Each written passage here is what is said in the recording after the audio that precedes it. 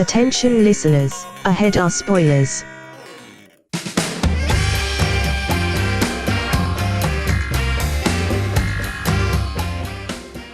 Hello, and welcome to the Movie Trap. I am Russell Carlson, and with me as always, Chris Boroff. Hello! And I am also joined by Zach Power. Just having an old-fashioned girls' pot party. There we go.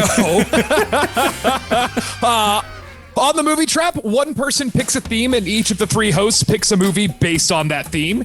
Each host starts with 10 points to use to vote on which movie wins the theme, which will happen to be this particular episode. So good news for everybody. Plus, we even have a chance to increase our voting power by gaining bonus points from each other. Once we've watched all three movies, which we are doing today, we will use our points to vote which movie wins the theme. Whoever host picks the movie that won the theme gets to pick the next theme.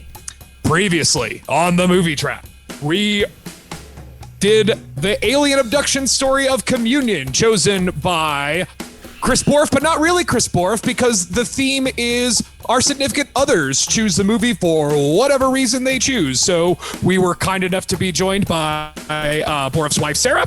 And this time was my choice, but not really my choice. It is the choice of my much better two-thirds, Sarah Malouff. Sarah, why don't you say hi to everybody out there? Hello, everyone. She is joining right next to me, for those of you listening at home, cramped up in our very small couch. So, before we get down to what movie we're choosing, let me give a little rundown of the points for the viewers at home. As of now, Chris Boroff has 12 points to divvy out at the end, and has one bonus point to divvy out. I, Russell, have 11 points, because Sarah was kind enough to give me the pity point, and I have one more bonus point to divvy out. Zach has a whopping 14 points to divvy out in final voting, and still 2 bonus points to give out. So that brings us to today's film. Sarah, why don't you tell everybody what you chose? You chose 9 to 5. the 1980 comedy classic 9 to 5. I was going to try to start out with like the piano riff when I was introducing the show, but then I thought, we already have a hard enough time getting viewers. Yeah. So why do that? It is impossible to say the title without singing it, though. Or at least I find it impossible. It is a lot easier to say it. Mm-hmm. I should have at the top probably said something about a cup of ambition. Mm-hmm. Yeah, this movie declares early on that it is based on the song, though unless I have been listening to the song wrong, there's a lot of parts that don't seem to correlate to the lyrics particularly closely. It feels as though maybe they had the song and then they had a movie and they maybe made them work together so they could have a really good hit song. That's what I'm guessing from the song. Yeah, based on seems pretty generous. Yeah, that's right. It is indeed about people working in a 9-to-5 job. Right. And your boss is a pain in the ass. I mean, yeah. Coffee is involved. That's true. Yes, yes it is. So, Zach, why keep this going any longer? Let's go ahead and punch in and join the shift of typing and answering phones of 9 to 5. Yeah. So 9 to 5 is a 1980 movie directed by Colin Higgins, who also wrote Harold and Maude, but didn't, otherwise I don't think you'd know a lot of his other work particularly well. It stars Jane Fonda, Lily Tomlin, and Dolly Parton, as well as Dabney Coleman. And the basic premise is the movie starts following Judy, who's Jane Fonda's character, on her first day of work after her husband has left her following an affair he had with his secretary. Look, how am I ever going to get out of this mailroom prison if they keep hiring people from the outside? Lady, you're going to hate it here. She works for a place called Consolidated, which does business. They don't really. It's just one of these workplaces that does business. There's a middle management woman she works under, played by Lily Tomlin, named Violet. She's very willing, and she needs the job. She's recently divorced. And I'm a widow with 4 kids. Jerry should never have died. I'd be better off. I could have divorced him. All under the watchful eye of Franklin Hart Jr., or honestly not so watchful. He seems like kind of a slothful dude. who's kind of a dick and is the top dog in charge of this particular floor of Consolidated. Well, thank you. This is your floor. You'll run it as you please. Going up, girls? No, we're going down. He has a personal secretary named Dolly, who is played by Dolly Parton, that he is clearly infatuated with and has apparently started spreading rumors that he is sleeping with. Movie begins with, Judy is starting her career. She's a little nervous about it. And over the course of the day, we get a kind of look at this oppressive office environment. No coffee on the desks. An insane rule, by the way. No personal effects. It's very straightforward to the point and gray and dull and drab. Hart, very openly sexually harasses Dolly Parton in his office. Probably not for the first time. And Violet is in line for a big promotion as well. During that same day, Judy sort of has a run-up with him in which she fails to control the Xerox machine very well. Which is the size of a house. Yeah, by it's the way. huge. Yeah. This is a 1980s Xerox machine. It looks like a prop from 2001: A Space Odyssey. And the scene plays out like something that would have been in I Love Lucy. It's a very over the top. It is a very I Love Lucy movie. That's a recurring theme in this movie. Yeah. Though when Hart discovers that the Xerox machine is out of control, he threatens to fire her if she doesn't get her shit under control and basically calls her a moron. I know what to do now, sir. You do? Well, then I suggest you do it. Well, your first day will be your last. You understand that? Yes, sir. All right, now clean this mess up and get back to work. Yes, sir. So the scene ends with her sort of crying at work, which is, sad and everything. I mean, who hasn't cried at work, guys? Well, to be fair, I suppose that's true. Yeah. That's why they call it work. Yeah, and who can't relate to, it's my first day and I'm terrified and now my boss is screaming at me? Horrifying. I'm not your wife or your mother or even your mistress. What? I am your employee, and as such, I expect to be treated equally, with a little dignity and a little respect. What do you mean, mistress? Come off it, for God's sake. The whole company knows you two are having an affair. Who's been saying we're having an affair? Who's been saying it? He has. What? So, obviously, Dolly figures out that he's been spreading these rumors. She obviously is aware that he's been sexually harassing her. And Violet is passed over for the promotion with the flimsy excuse that the dude that was hired instead it comes down to the fact that he was a man, even though there's a few, sort of false excuses before that. Violet has picked up a joint from her son. Mom, gotta relax. I'm gonna roll you a joint. And when the three women head down to the bar to commiserate about their bad luck with Hart, they decide to have an old-fashioned pot party, during which they have a series of fantasies about getting their revenge on Hart. Each has a particular fantasy. Judy wants to hunt him down in the office with a gun. Dora Lee wants to sort of turn the tables and sexually harass him before hog-tying him in the middle of the office. And Violet just wants to straight up poison his coffee before dumping him out the office window to his death. In the style of each of them has a different style. The first is sort of a black and white. It starts as kind of a monster movie. It's kind of like Night of the Hunter. A little bit like that. Thought. Yeah. The second is a western, sort of, kind of. Like and the Roy third Rogers western, not like a Peckinpah western. Mm-hmm. And the third one is very much a Disney movie. It's taking a lot of cues from Snow White in the third one. Yeah, but I love the murderous Snow White. Like Disney, but legally distinct from Disney. I think that's very important to notice. It also continues the 80s trope of they got a little high, woo, now they're hallucinating, and suddenly everyone's into violence. Although they do make a shit ton of food. Well, I have just wrecked my diet, but I love good barbecue, don't you? And seem to enjoy it very much. Yeah. From one joint. Oh, yeah. It's a hell of a joint. They have a lot of drinks, they have a lot of pot, and they play with Dolly Parton's gun. It's a great night, I guess. Regardless, the next day, because Dorley is out of the office taking care of something else, Hart, as always, calls on Violet to act as his secretary, even though she is obviously like a much, a different job. But she has no choice but to comply. She goes to make his coffee and accidentally pours in the very similar looking box of rat poison instead of the artificial sweetener.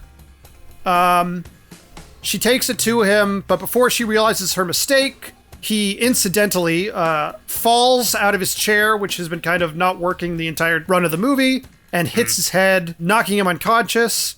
Violet believes that probably what happened is she poisoned him as he is rushed to the emergency room. So they follow him there.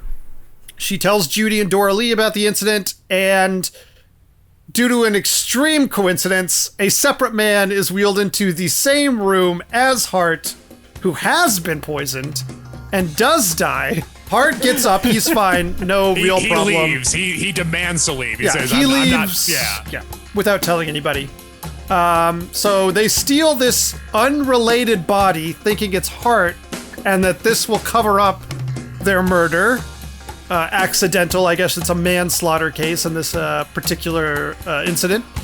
They take him to the quarry to dump him into the ravine, never to be seen again, before realizing it's not the same guy, and bring the body back to the hospital where they dump it in the bathroom. Well, what about the other matter? Don't worry about it. It's been taken care of. Hey, Vera, we got another stip in the jar. Seemingly out of trouble. The following day, when in the company bathroom, they discuss their misadventures from the previous night, all while Hart's assistant Roz is hiding in one of the stalls with her feet up, taking notes on toilet paper. She immediately rats them out to Hart, who immediately calls in Dora Lee and is like, I'm going to use this information to blackmail you into sleeping with me. Dora Lee refuses and instead ties him up with a phone cord and calls in Judy to keep watch on him. This gives Judy the opportunity to point a gun at him when he tries to escape. She even fires a few shots through the window. So now all of their respective fantasies have in some way come to fruition. And they ultimately decide the only thing they can do is kidnap him, take him back to his house. His wife is conveniently out of town. They create this sort of elaborate contraption to keep him tied up there. It looks like something out of a Saw film. It looks like it's a torture device and he's about to be cut in half. That's what it looks like, but it's a zany hijink comedy, so no one actually gets killed. Yeah, it's essentially a garage door opener. But they kind of subtext that earlier in the film with Lily Tomlin repairing it so she knows her way around a toolbox. Yeah.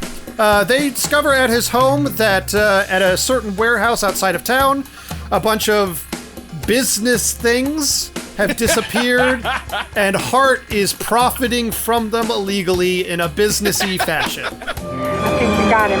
If they can just get the business papers, they can prove that Hart did illegal business things and blackmail him into not pressing charges. So they need to get the papers from somewhere else, another branch, but in this deeply inefficient business, that's going to take like a fucking month.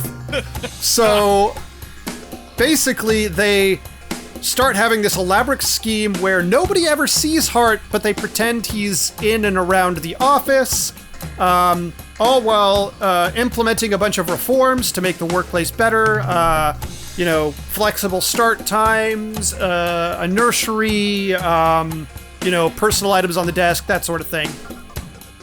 And they send Roz away to Paris for a language training seminar to get him off their tail. One night, Judy, who is staying at Hart as kind of his captor, her husband turns up. He's been stalking her for, I guess, a few days before showing up. One thing leads to another. He discovers Hart tied up upstairs with his mouth gagged and assumes that she's been having like a very, kinky sort of B&M sort of affair with him. So, that's what you're into now. Bondage. What's that? Bondage, S&M, sex games. That's right. All of it. I'm into everything. Now get out of here. Judy finds the courage to break it off with him once and for all. And I like that Hart's mouth only has like a little like tissue in it. Like he could easily have spit it out, but no. Yeah, gags work in a way in movies that do not work in real life. That's a recurrent thing that I've seen before. Yeah, with the exception of like Pulp Fiction, and that was speaking of S&M. Anyway. Yeah. Shannon did compare him to the Gimp in Pulp Fiction while we were watching the movie. Yeah. I mean, it does play, but it's like such a quiet, like mundane version of S&M where no one looks like it's that sexy. Nothing really looks that kinky, except he has like a leather choke chain. I think that's about it. Yeah. Or like it looks like maybe he's in a sex swing because he's neck. dangling from the ceiling. Yeah. Regardless, she breaks up with her ex-husband, who obviously had an affair with her and seems like kind of a scumbag once and for all. But unbeknownst to them, a few days later, Hart's wife comes home early and is able to, he's able to get free thanks to that and undo his evil business things, putting everything back in the business warehouse where they're supposed to be, meaning they no longer have leverage over him. When they come back to the house, he's there, takes them by gunpoint back to the office, and it's time to send him to prison. Well, you've won. You've trumped our ace, so what are you going to do now? Oh, I'm sorry, Violet. Why don't you sit down? Sit down over there. I'm just getting ready to play my last card. I'm going to send you 3 bitches to jail. This is all thrown into disarray when Russell Tinsworthy, the company chairman, shows up and says that the recent changes implemented by the 3 women have increased productivity by like 20% in just a few weeks. He's extremely impressed and says, "I'm giving you a promotion, Hart. You're going to go work in Brazil for 3 years, and I'm not taking no for an answer." And so Violet is promoted to Hart's job, as we learn in an ending sort of Animal House-esque series of like what happened to them next moments. Judy marries a Xerox repairman. Dora Lee becomes a country and western singer. Shocker. Wink, wink. Yeah. And Hart is presumably murdered by a tribe in Brazil.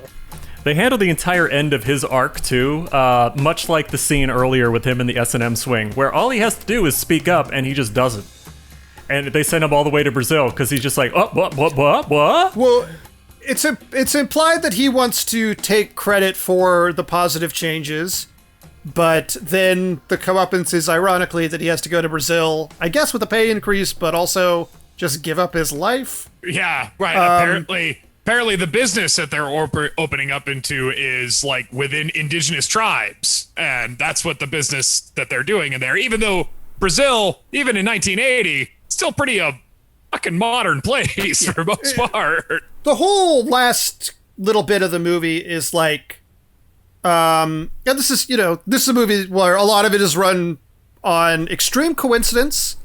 And also at the end, the resolution comes about from like a very, very clear Deus Ex Machina. Like, it's the most, like, thing comes out of absolutely fucking nowhere to solve the problem at the last possible second in thing. this case, and maybe any movie we've watched so far. Yeah, it's Sterling Hayden just busting in, right? Yeah, right. He did great, too. I mean, it's one of his last movies. You could tell the guy had to be kind of shepherded around because he was pretty up there in age. But I will say, at least with the Dabney Coleman's character, with the Hart character not alerting his boss or whatever what's just happened to him, they already did establish the guy has no shame when it comes to stealing ideas from Lily Tomlin. That's true. And taking credit for it. I mean, the handkerchief in the mouth, that one's an obvious one, but that is, again, a movie trope that is so common in movies, it's barely a sin. This is a movie that I was thinking while I was watching it that it does. Back in college, there were many a hungover Sunday where Sarah and I watched movies together. Indeed. And this feels like, I could tell, like, oh, this is, though I had never seen this one before, like, this is a Sarah kind of movie. It feels like a movie in the way, like, certain movies from the 80s and 90s feel like movies while you're watching them. And they can be good and they can be bad. But My Cousin Vinny, which I know you love, feels like a movie. And Shawshank Redemption feels like a fucking movie to me in the same way this does. I totally agree. Yeah. There's something about that era of movies that I would have grown up with that I just adore. I think the comedies they all have that goofy, overly convenient setup for everything. And the dramas are like heartfelt and kind of end with a happy moment. Like I don't have to worry about being depressed for days. I just like that era.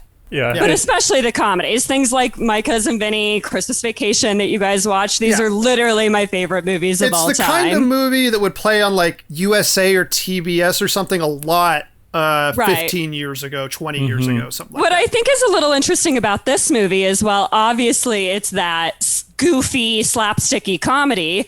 It also is like kind of dark humor with the weird murder fantasies that come true. Yeah. And then I also think it kind of has that like clever, we're commenting on society jokes as well, you know?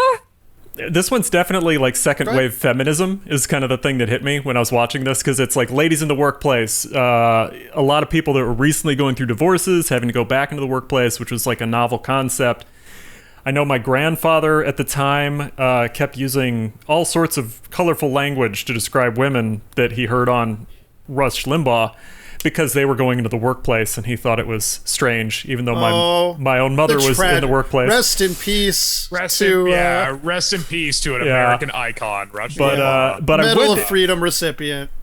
This is very... I genuinely think that they had to choose Dolly Parton or someone like Dolly Parton to make this palatable to conservatives at the time. And not just, I mean, obviously Jane Fonda is like a liberal icon. Lily Tomlin is known for like liberal humor. Like they had to get like a country girl that middle America would be okay with. I think there's things that for 1980 are pretty progressive about this movie, which we've started talking about. One thing I think that would be different today, and this would also be different in the 1988 movie Scrooged, which has a similar scene, is you ain't going to have a scene of somebody hunting somebody down in the office with a gun, I think, in 2021. Yeah, probably true. I think that one might have even been... I think that might have been an issue at the time, if I'm not mistaken. But they also show it in terms of like old-timey movie stuff. Like none of the violence or danger in this ever feel really serious. It's like it's all heightened, but most of the really dark stuff is all just due to a misunderstanding.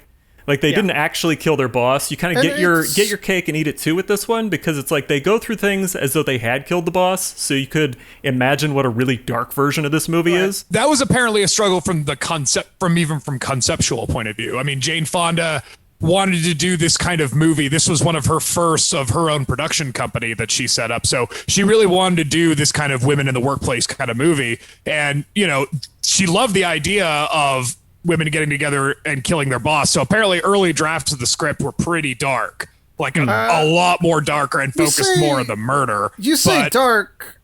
I don't know. Like, here's how I think it would be if they'd killed the boss. It would be a business place version of Weekend at Bernie's. Right. Yeah. Well, no, I mean, they would still have the whole kidnapping, but they would actually attempt to murder him.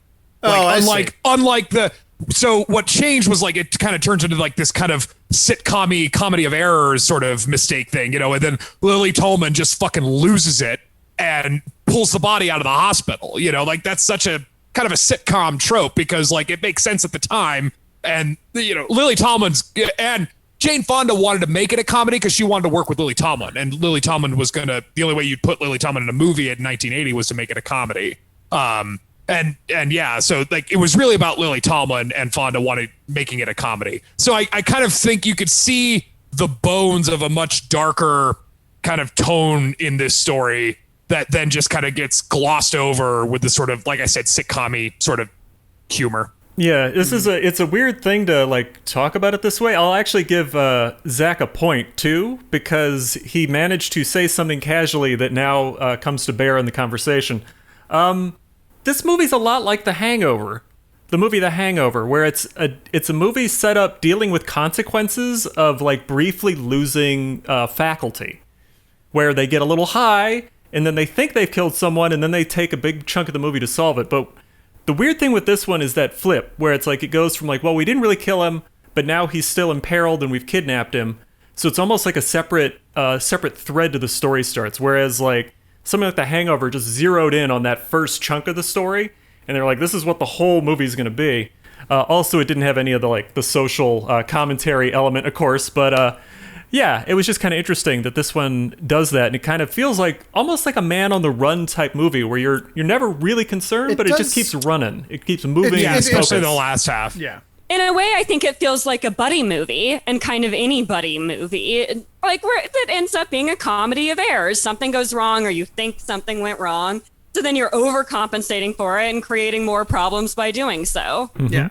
No, and because of that, because of your trials and tribulations, you as friends become close and more powerful individually.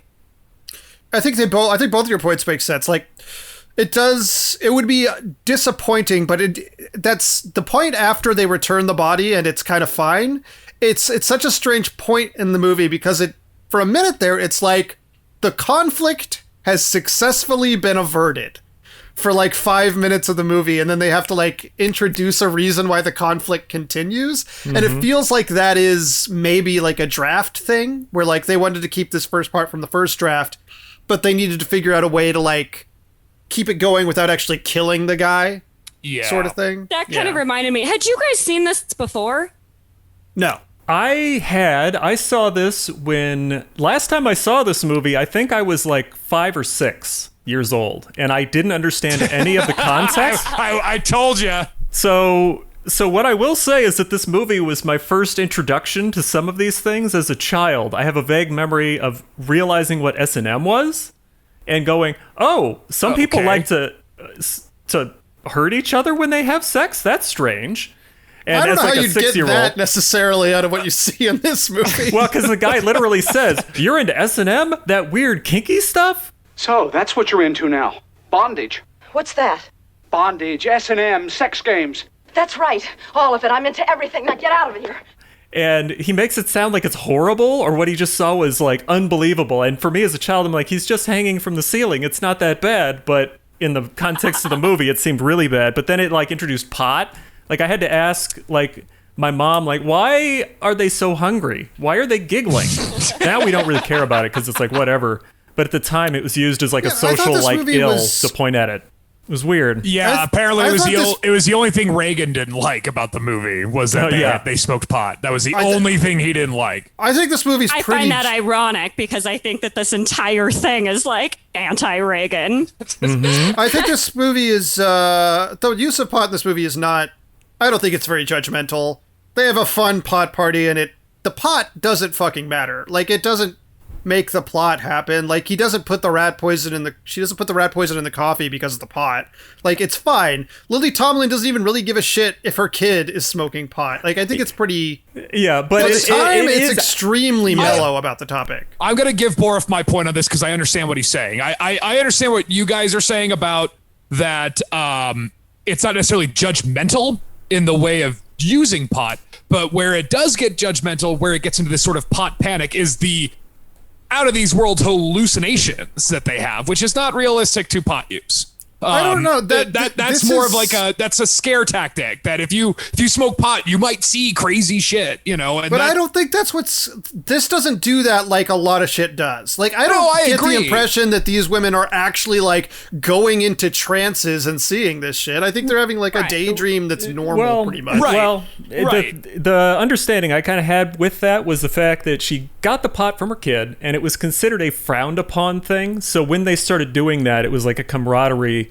Coming out of that, they could have been just them drinking or something like that, but it was an interesting choice that it specifically That's wasn't. what Reagan said. Yeah, it wasn't drinking, it was pot. So there was a specific choice made to say that they were not just kind of going towards, you know, drinking and carousing and getting comfortable with each other. It was over that line. It was like something pushing them beyond the norm, so they would drop their normal, you know, the social like limits they had put on their friendship before then for whatever reason. Yeah, So and that was I interesting. kind of see what you're saying. I would argue why they do it, Borif, is that I think the important lesson of 9 to 5 is that marijuana is a beautiful drug and should absolutely be legal, because you never know. It might inspire you to kidnap your boss and run the place better. And it should be in the workplace. There you have it. Marijuana, the golden key to fix capitalism. There you go. As a matter of fact, I smoke pot. I can see what that kind of living has done to you. This movie's very like labor centric as much as it is lady centric.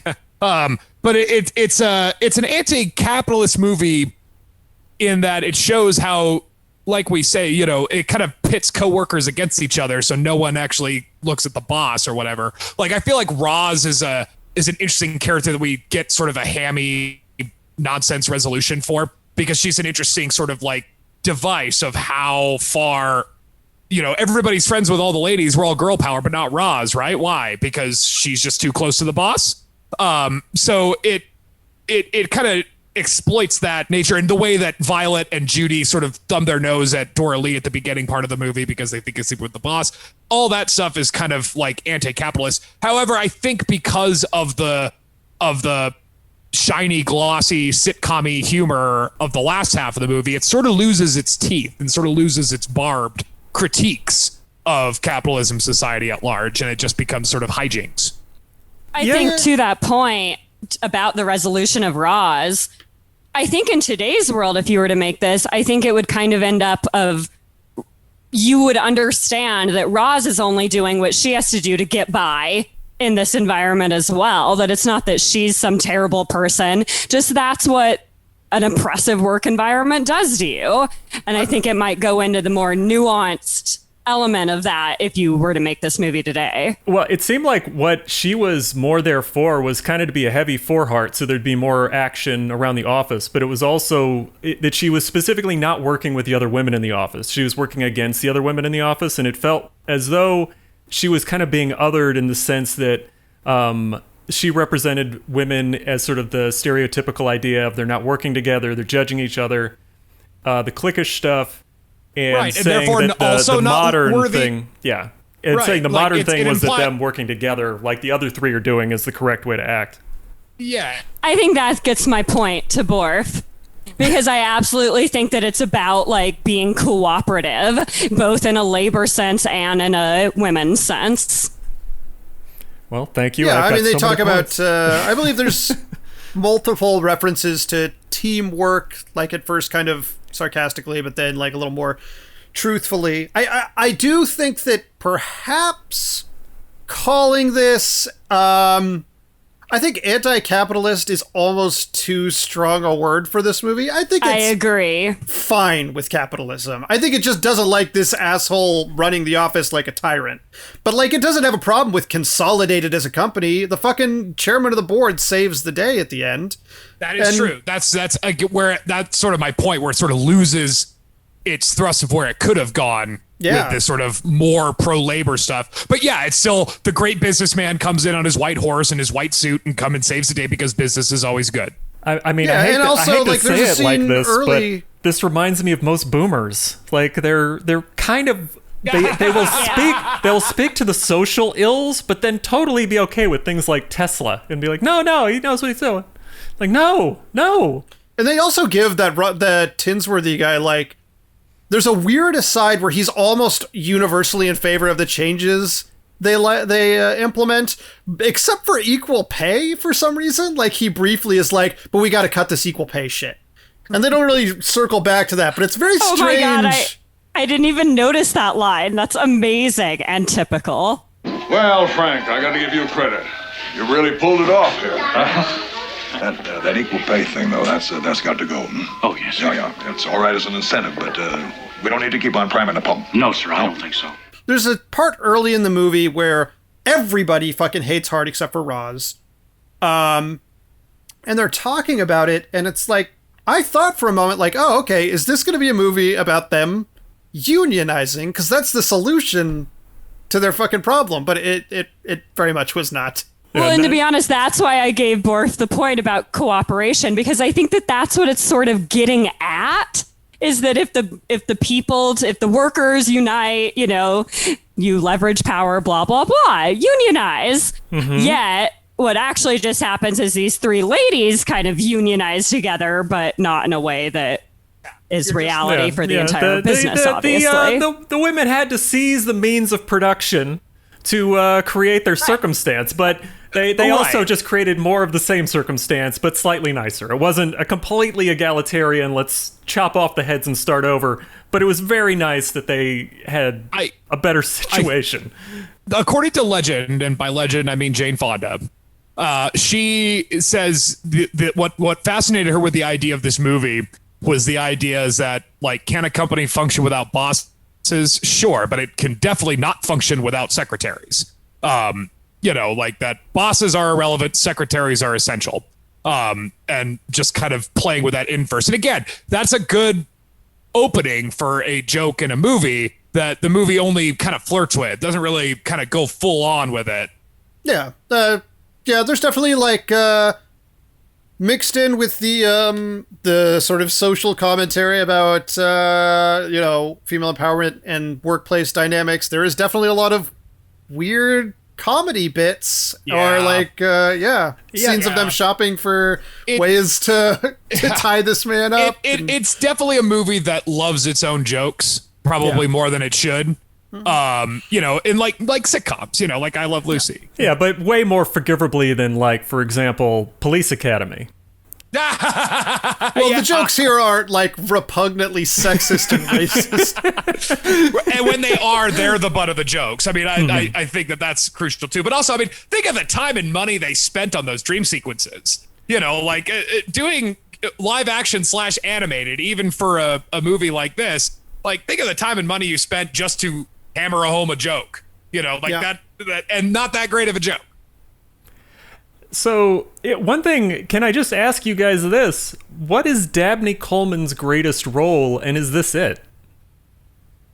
You never seen On Golden Pond, I take it. Why am I asking? Of course you have. No, to be honest, I can't think of anything else he's in. Give me some movies, Borf. Well, the one I immediately think of, and it's just because it came out so close to this one, is Cloak and Dagger, which was not very good. He played like a kid's imaginary dad. Imagine how sad the movie is that Dabney Coleman is your imaginary spy dad.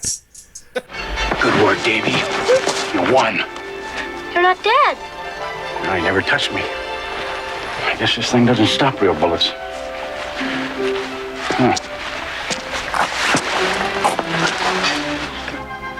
That wasn't fair. You tricked me. You made me kill him. Oh, it was a clear case of self-defense. Now, come on, let's go to the airport. I don't want to play anymore. You've got Mail, He's in Tootsie. War Games, Tootsie. Yeah, like, this film kind of got him put. He's kind of. He got put Tootsie, in a ton of plays leads. the same character. Yeah, he kind of in Tootsie even he kind of plays the same character as Frank Hart. He's just kind of a misogynist, grumpy asshole, basically. He always plays a bully. But I in this movie, he's fucking fantastic. I think he does a lot of heavy lifting in that he has to play a completely unsympathetic, repugnant person, but he does it with such charm that, like, you sort of like, okay, he can't be that bad.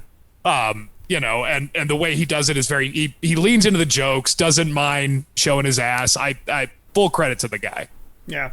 I love the way he plays it, but I do not find it like charming, and I did not have that reaction at all of like, it's forgivable. Not that he's trying to be forgivable, just we heard kind of like watching him be terrible. Russell, it's okay. We understood completely. You thought that Dabney Coleman's character was a completely reasonable boss, that he didn't do anything wrong, that the ladies needed to role model. Ladies should be able to take a joke. Well, make sure to read my latest article on The Blaze in that Dabney Coleman in 9 to 5 did nothing wrong. Get your hot takes right here. Actually, while we're on the topic of him, did you guys find his sexual harassment over the top or not? I mean, it's obviously goofy and comical, but what he actually does, considering Me Too stories, like, is it actually hyperbolic or kind of accurate, especially for 1980? I could jump on this grenade if you want me to. Basically, I think from what I saw in this movie, a lot of the sexual harassment still does happen, of course. I think that's a lot more subtle and probably a lot more insidious than this. Like, this stuff is like, he's really putting up billboards. You know he's about to be really aggressively sexist. I would say that they handle it in this movie in the same way that Crash handles racism. Because it's the sort of racism... You literally said that you would bring that up. It's crazy, and you can tell me if I'm wrong here, but it's the sort of thing where you're watching it, and you can tell it's sexist, but you know that everybody in the audience will go, that's sexist. No one's going to be like, oh, I don't know about that. Oh, yeah. But they're all like, that's sexist. Yeah, like... It's so what you're talking about is, like, there's a genre of movie that are movies that are about racism, but they're made for white people. Like The Help or Crash... Yeah. Where like the racists are so overt in their racism that it's like the white people who are watching who might themselves be a bit racist are like, I'm not that racist. I'm not as racist as not racist. Yeah, so they can totally absolve themselves. Yeah, so I 100% agree, and I actually think that is its own subtle form of oppression, because then when people in the workplace deal with more subtle sexism, they're like, oh, well, at least I'm not being chased around my desk by my boss. Yeah. I guess it's fine, and I won't say anything, you know? When we were watching it, we thought of the Me Too movement, you know, and you hear the horror stories of like Weinstein or like Louis C.K., and that was probably a little worse than Frank Hart, probably. So, like, I mean, I'm kind of two minds about it. Is Dabney Coleman being subtle, or is he a little too on the nose? I think that Dabney Coleman's character, I think his fiefdom is a little too small to be as obvious as he is, but somebody with a little more power probably could and has and do this kind of shit. I mean, he does take her on a work trip to an event that doesn't exist just to like get her out of town with him. To me, that's pretty severe. And then, by the way, she ends up apologizing for it.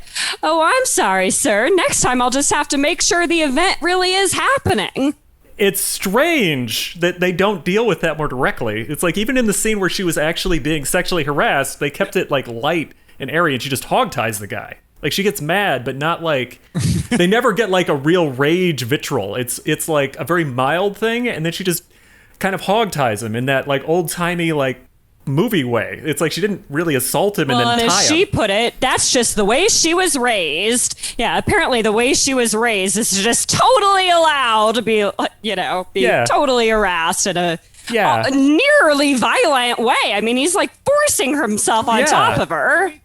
Do we think that that's inaccurate, though? That there are women who, throughout their lives, have just gotten used to it, you know, and just like, I'm sure there's sort of let it roll out. I mean, I think Boris got a good point that like the fact that she seems to be blissfully, almost oblivious in the beginning, up until she finds out that Frank Hart has been spreading rumors that they've been sleeping together. Does she fucking lose it? But I mean, it's fairly obvious what Frank Hart is doing to Dora Lee even before you learn that. So I sort of see your point, but I also think that it's the time and the place where, you know, women are just sort of, boys will be boys. Well, let me ask you what the coding is on that. Do you think it's actually the time, or do you think that it's because she's Southern? That she's just so sweet and she's so nice to everybody that she doesn't recognize when people are being like overly aggressively personal and touchy?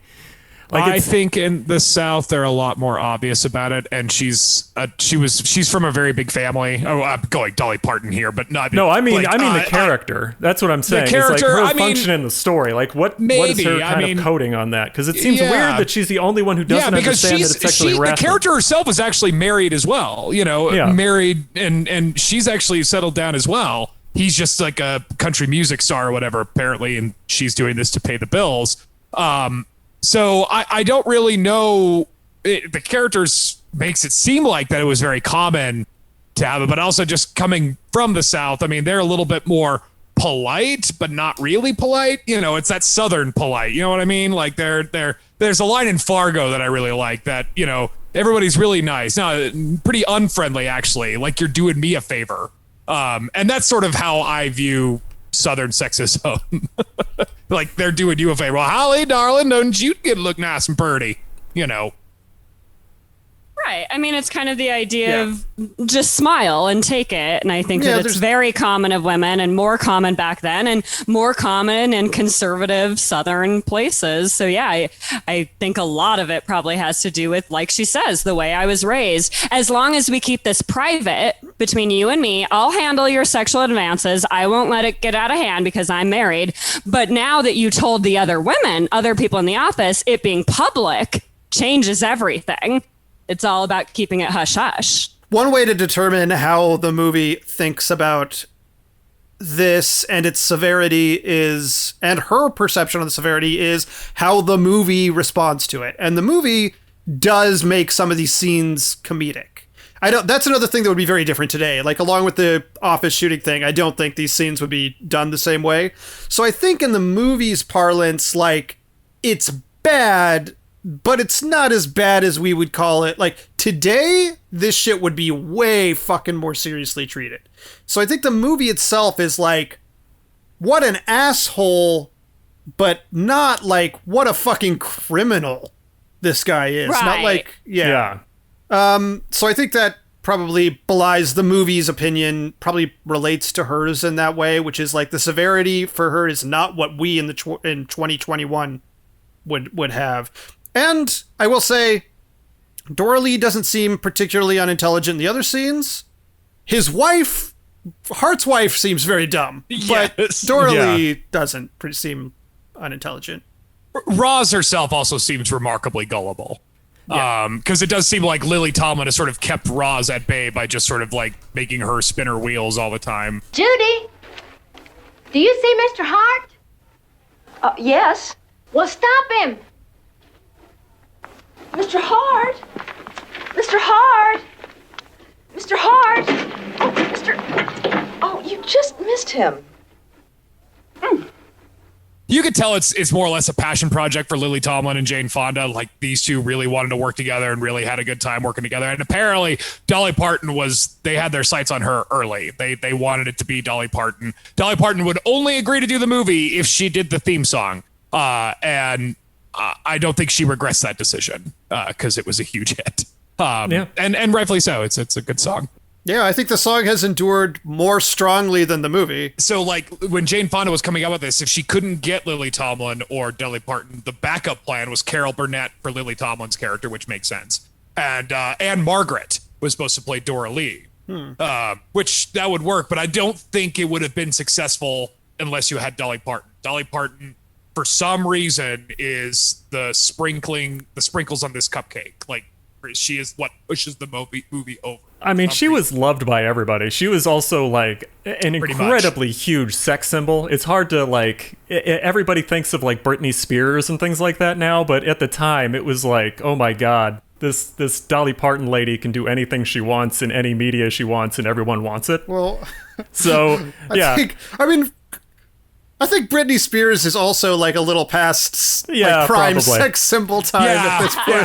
Yeah, you're kind of showing your age. Ariana Grande? I don't know what the young ones are doing now. Dolly Parton in specific, I think, is, because she's before this movie, very prolific singer-songwriter in country music scene. Yeah. This is the movie that sort of introduced her to like kind of not just country western fans. This was more for like mainstream America. 9 to 5, the song, was one of the first ones that really kind of cemented her place as an American icon. I'd say even today, she's far more iconic now, probably because she's just lived so long, but also I can't remember who wrote this. I can't remember where I read this, but it summed it up pretty beautifully.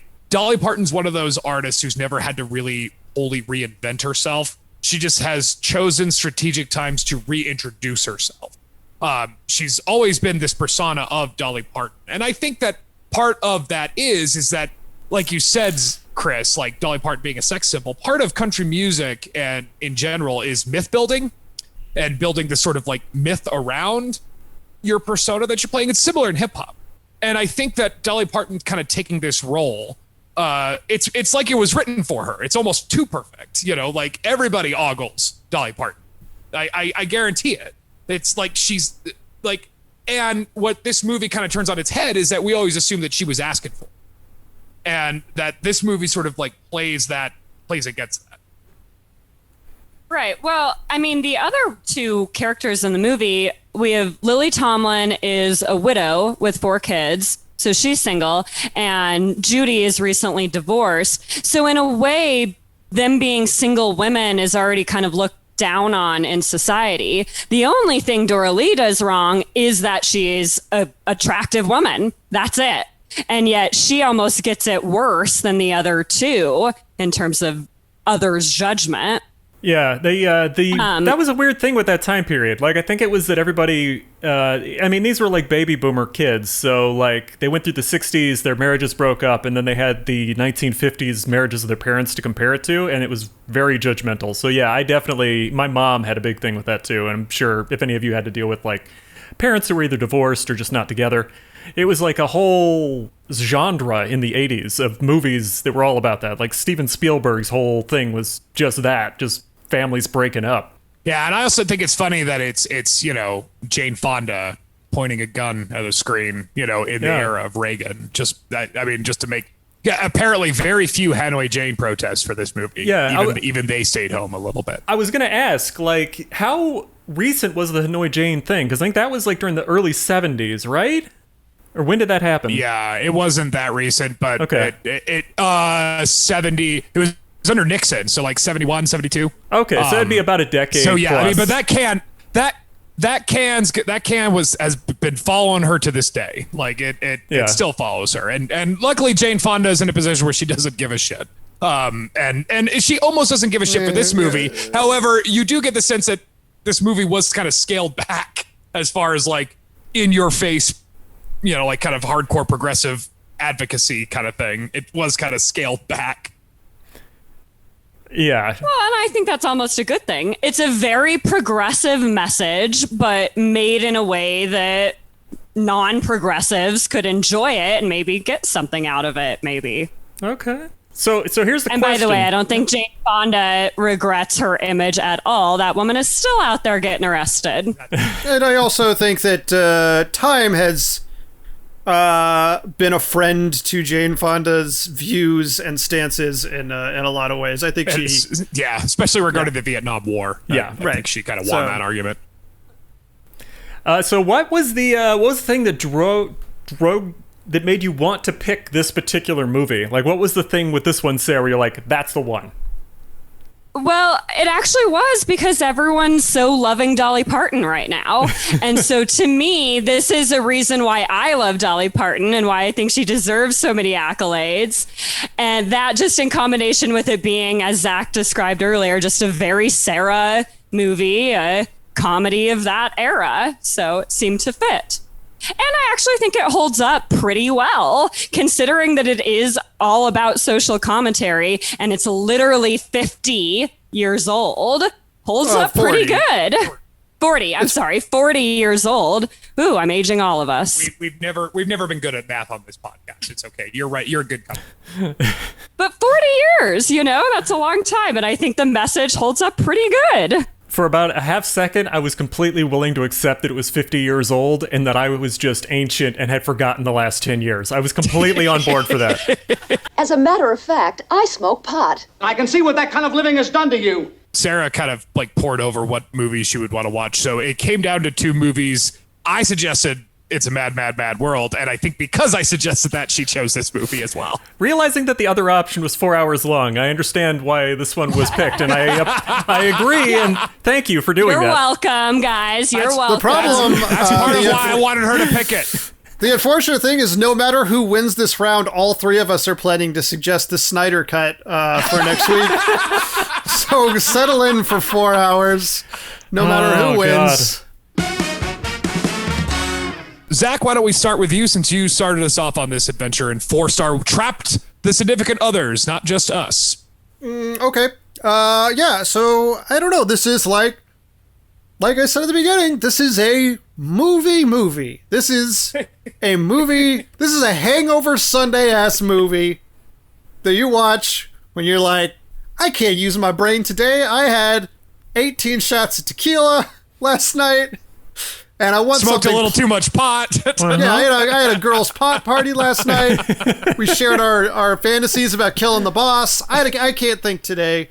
I just want to put something on that's enjoyable, but, fun and not, inoffensive and not taxing, but fun. Like, that sounds derogatory, but it's not inherently derogatory.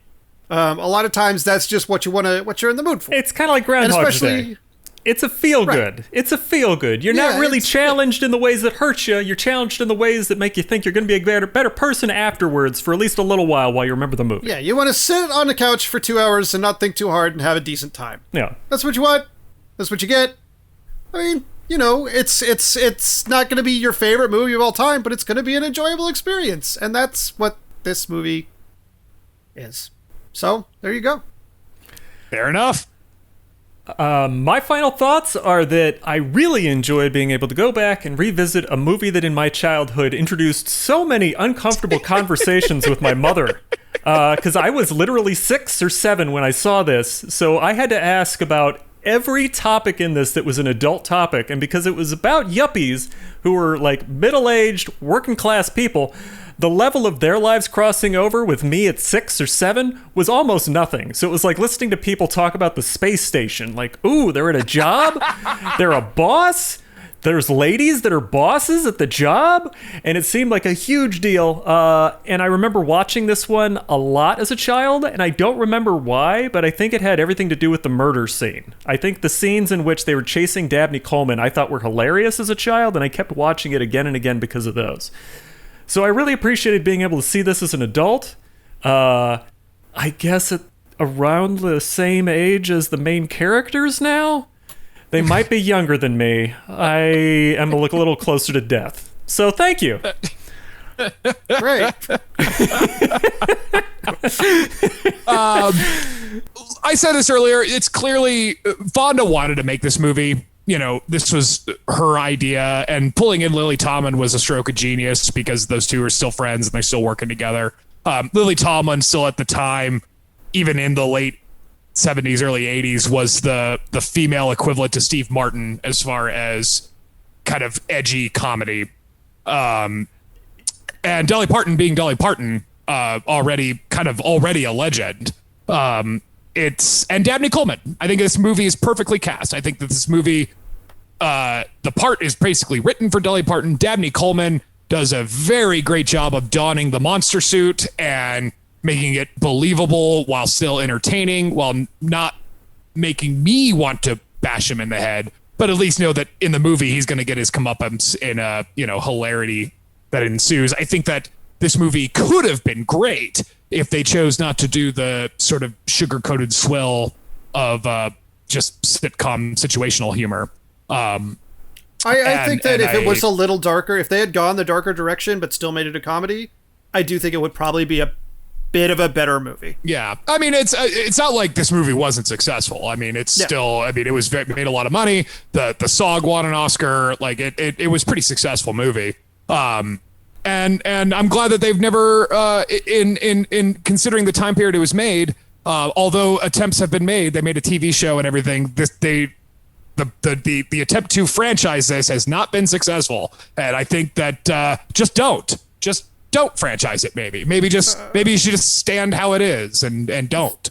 There is a musical of this, isn't there not? I think it's fairly popular. Yeah, Allison Janney, I think, even won a Tony for playing Lily Tomlin's character. There is a musical. And Dolly Parton, of course, worked on it as well. So and if she's writing the music, then fuck yeah. I mean, well, the one thing we should say here, though, is with the television series, it had 85 episodes. So I believe that was more than the first. That's more than the first run of Star Trek. So this could have been the open of an entire next generation of 9-to-5ers. Right, but less than the Police Academy cartoon. So, yes. I'm just saying his attempts to franchise it, its contemporaries did a much better job. So just don't franchise it. Sarah, 9 to 5. Working 9 to 5. No, we're not doing that. Sorry. Okay, no, it is a feel-good movie, and that's why I chose it. I do think that it's fun that it's your basic buddy workplace comedy slapsticky thing, but it has that element of the dark humor, and obviously comments on society. So I think that that's kind of hard to do that all in one. And I think it actually does a pretty good job of achieving all three of those. But like Borf said, for me, growing up watching this movie, it was because of certain little scenes that I thought were hilarious as a kid. For me, it was the stealing the body in the car. My favorite line, maybe of all time, is, "Would you two quit arguing and think about where we can get some cement?" That just killed me as a kid. I don't know. So I just think it's a fun movie that holds up well after 40 years. And I'm glad that you guys enjoyed it and got to watch a classic for me. Well, one last parting thought. The true person who put the action of this movie in motion was whoever brilliantly decided to put the identically colored box of rat poison next to the artificial sweetener in the same cabinet. Whoever that was, whichever employee did that, is truly the person who we can blame for this entire film. And I certainly hope Ralph Nader has said something about this by this point. I certainly hope that dangerous consumer packaging advocacy groups are saying something about this. So I guess we're at the fun part of the movie trap, ladies and gentlemen. Lady and gentlemen. Quick rundown of the points. So Borf divvied out all of his bonus points and ended up with a whopping 14 points to divvy up at final voting. I gave away all my bonus points, and I ended up with 11 points. Incorrect. Oh. Because I'm giving you, in the name of equality and teamwork, I'm giving you 2. That's right, my remaining 2 points. I still have the most, but, you know. I love that I've created a little system of cooperation, boys. Let's unionize. But like 9 to 5, Zach's going to take all the credit, and he's going to get the promotion. So well, I still also have the most points. Yeah. So I'm also cynical enough to say I bet it's to make him have to redo his math.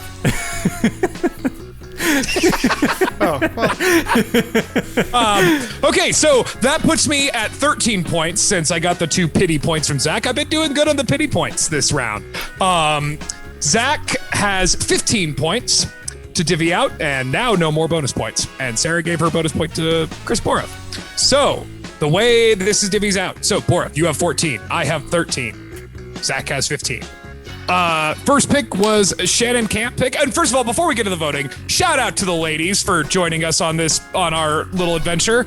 I want to thank Shannon and Sarah and the Sarah's Hill and Malouff and Shannon Camp. Thank you so much for joining us on our lofty adventure. So let's open up with the voting. First up, Bugsy Malone. Borf, what do you got? I gave Bugsy Malone a 4. All right, I gave Bugsy Malone a 3. All right. Zach, what do you got? I gave it a 6. All right, Borf.